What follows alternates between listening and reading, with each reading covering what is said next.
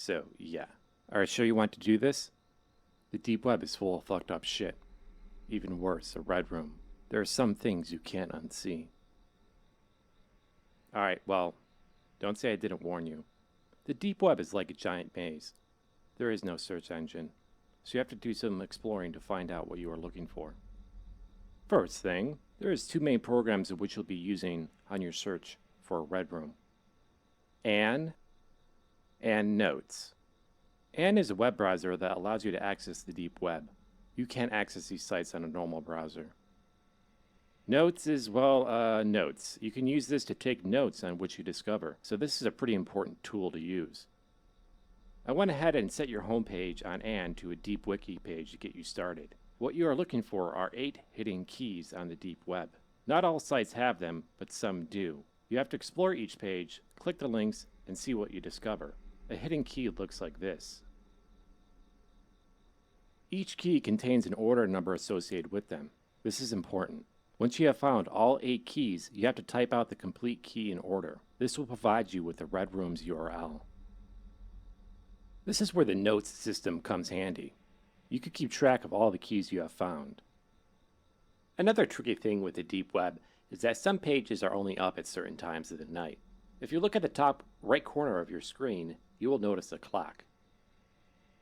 Obviously, this is your current time, so if a site you visit is not up, try again a couple hours later. Next to the clock, you will notice a day count. This keeps track of how many days have passed since you started your search for a red room. Alright, now that is out of the way, let's get on to the more interesting things about the deep web. When you explore the deep web, you're exposed to hackers. These hackers will attempt to attack you, but don't worry, I went ahead and installed some tools to prevent this from happening. There are 3 kinds of attacks that happen to you while you browse the deep web. The first one being a denial of service attack, or better known as a DOS attack. When a hacker attempts to DOS you, you'll be prompted with the DOS blocker tool to try and block the attack. You simply just have to click the action nodes in the puzzle and redirect the traffic to the exit node. This prevents the packets from flooding your system. You have to activate all of them though. If you don't, you will get hacked. Pro tip, you can hold the middle mouse button to speed up the process. I'm going to go ahead and launch a DOS attack on you so you can test this out for yourself. Ready?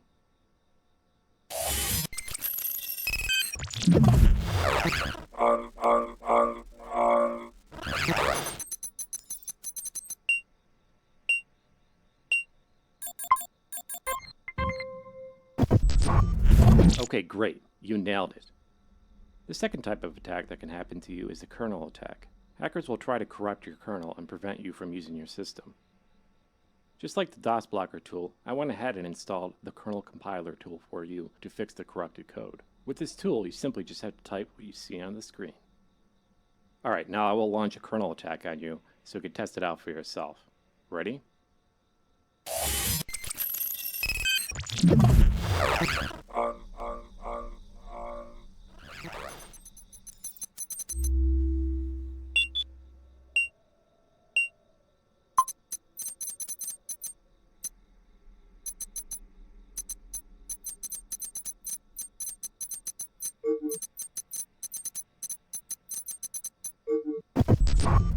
Okay, great. Now let's move to the third and final type of attack, a Vector Access Performance Executor, or better known as a vape attack. A vape attack will corrupt your memory segment blocks by rearranging them out of order. Just like the previous 2 tools, I went ahead and installed the Cloud Grid for you to correct these segments. With the Cloud Grid, you must rearrange the memory segments so they are not horizontal or vertical from each other. A corrupted memory segment looks like this.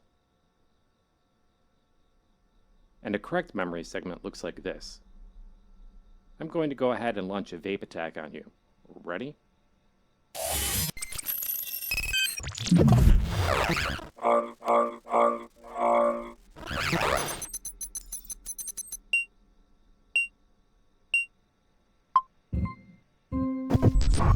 Excellent.